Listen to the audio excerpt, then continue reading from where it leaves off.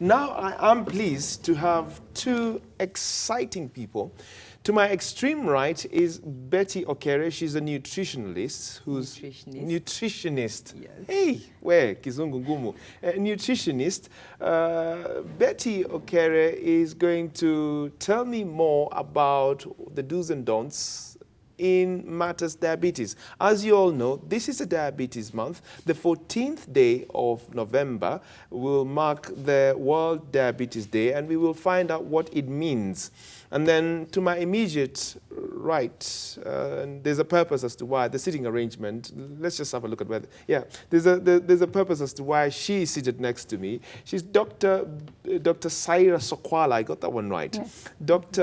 Saira Sokwala is a specialist, and she knows everything you need to know about diabetes. And I have to confess this, I am not very comfortable with needles, but you know what? It's just going to happen. They're going to test me on whether, or they're going to test and see my sugar levels and whether I'm diabetic or not live on television. So you'll be getting that live and direct. But before we get to the test, let's get down to diabetes. Number one, very quickly, for my viewer who's watching the show, what is it?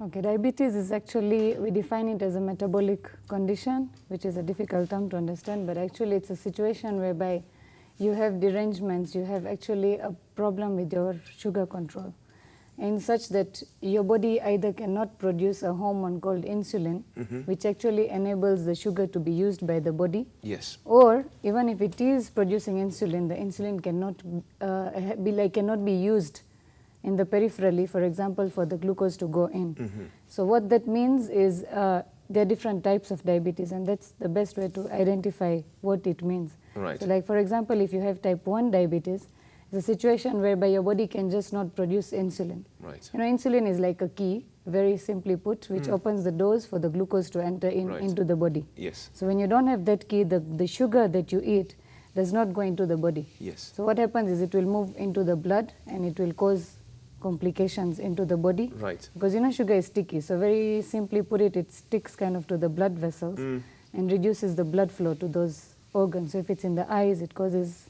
problems with vision. If it's in the kidneys, it causes kidney failure. If it's in the feet, it causes problems like with reduced flow. That is type 1.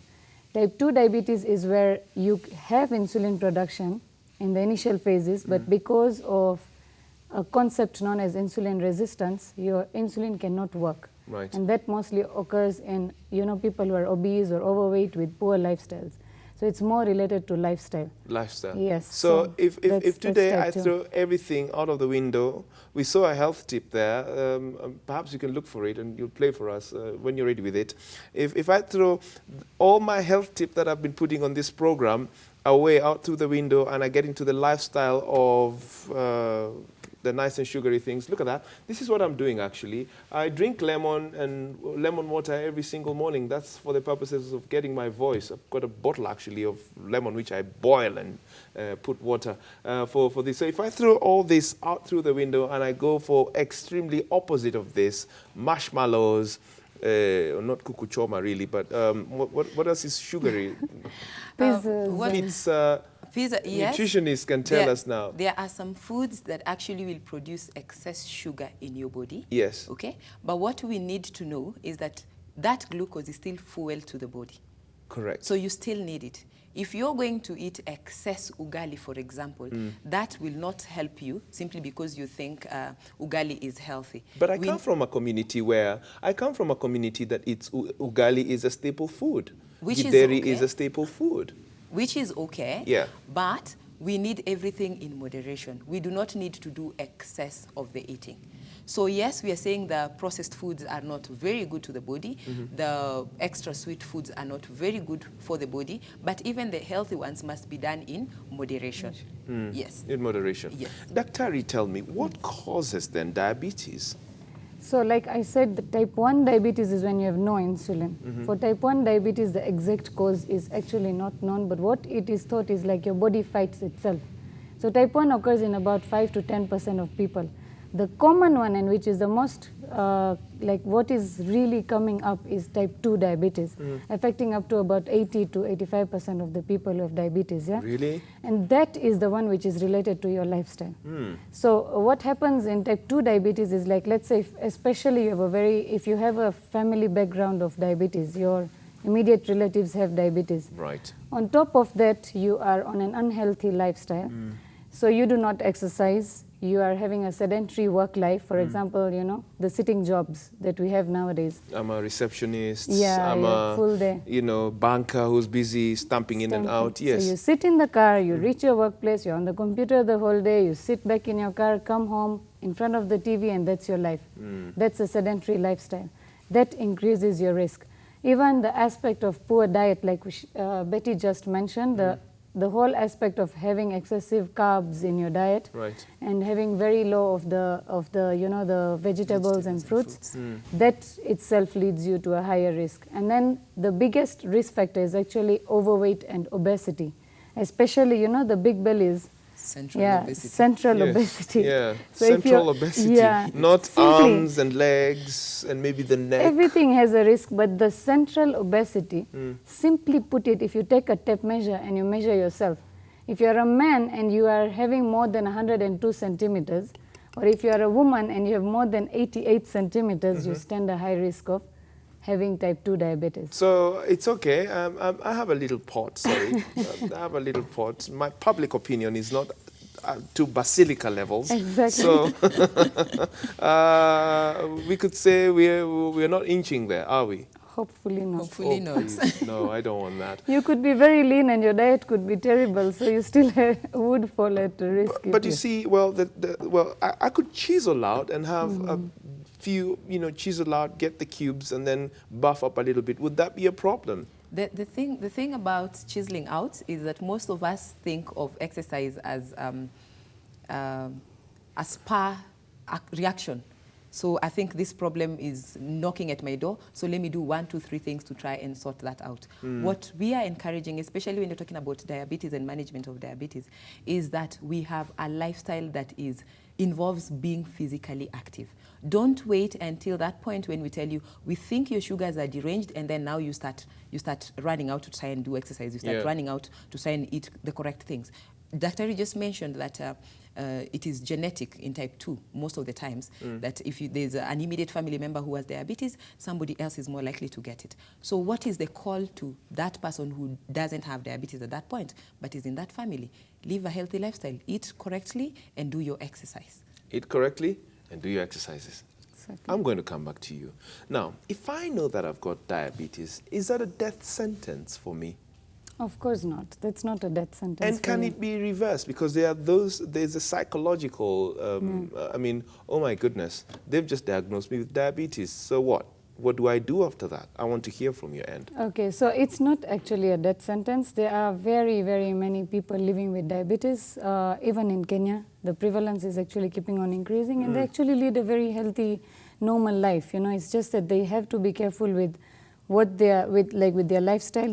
The first thing we tell any patient with diabetes is lifestyle modification. Okay, so the first thing I would do is I would send them to my team, which includes a diabetes educator and a nutritionist, and we also have an exercise consultant on board. So we would send them to that particular team, including the counselor, because you need to be addressed as far as your behavioral changes are concerned.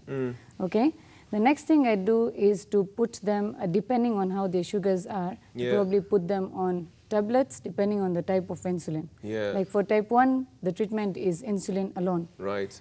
Depending on the type of diabetes. So if it's type 2, then you have the option of starting on tablets. And there are some patients we may even want to start on insulin, especially if they come with very high sugars. So insulin is the injectable treatment for diabetes, okay?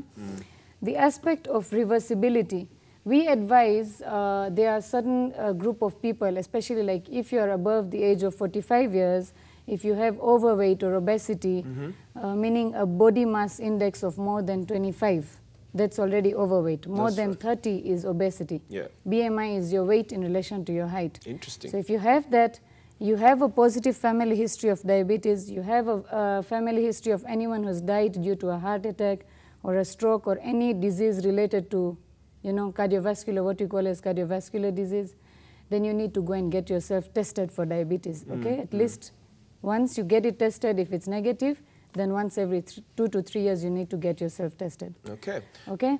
And for the reversibility, why we are trying to do that is for type 2 diabetes, if you pick it early, if you pick it at a stage where it is known as pre-diabetes, that is like just before you hit diabetes, then it can actually be reversed in certain instances with very good lifestyle modification alone and probably maybe one addition of a drug. Okay. Yeah. Good. Now, you have talked about testing, and it's very good thoughts that you're bringing on the table. Let's talk about nutrition. And while we're talking about testing, this is the moment of reckoning where I'll be tested. Yeah. Okay. But as she prepares the test kits, I want to hear it from your end. Who's doing the test? I will do the you're test. the one who, wow, Betty will you do do the the test test. for you. I have friends of different age groups. I mean, I've got a 21-year-old whose worry right now would be how many people are trolling him or her on social media. I also have a friend who's in his 45, 50 years of age, who's running a successful business company, and a 30-something, 20-something, 28-year-old who's just started their job and they just want to fit in this new market. Every single case that I've talked about has its own share of stress. Now, what I want to bring out here is, does stress cause diabetes? Diabetes? Is it a catalyst that would get us there? Trigger diabetes. Trigger diabetes. In today's fast world, yes, stress does trigger, because with stress, any stressful situation, there is release of what we call as the hormones, you know, stress hormones. And if you are chronically in that stage, if you are like in a continuous state of stress, it actually predisposes you to get like excessive release of those hormones, Oh dear. which themselves can, with the other risk factors combined, especially predispose you to get diabetes. It is there, especially, you know, with stress, what we are seeing a lot is sleeping disorders. You know, the people do not sleep well. Right. So just the aspect that if you have a problem with your sleep itself can trigger, it's one of the risk factors associated with diabetes and vice versa. What do you have to add before you start putting the needles?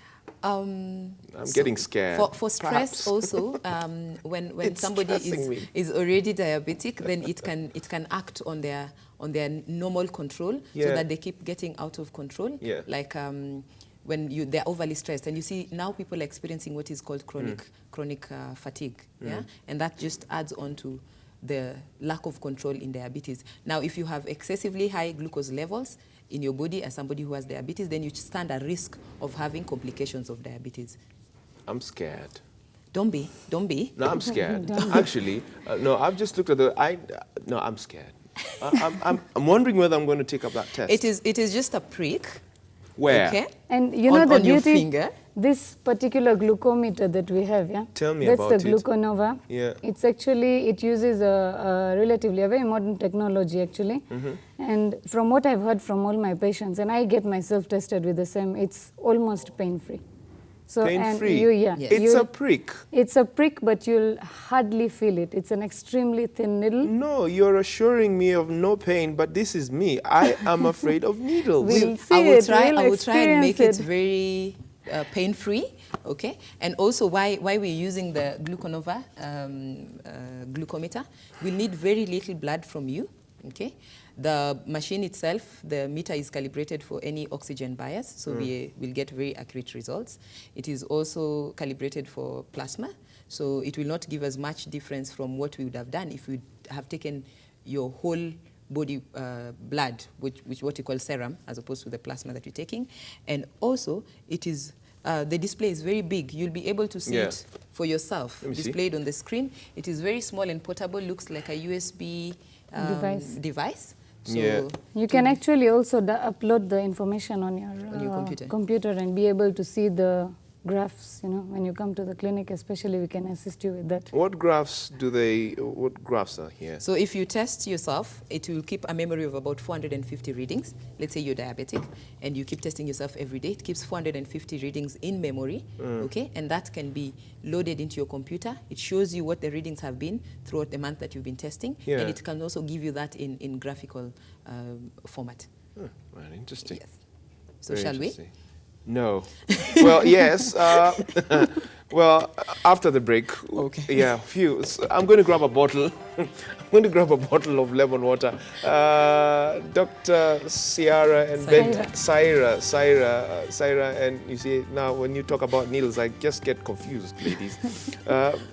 Dr. Saira and Betty are here to talk about this interesting topic of diabetes. When we come back, yes, I'll have gathered courage, and I'll have my lemon bottle with me just to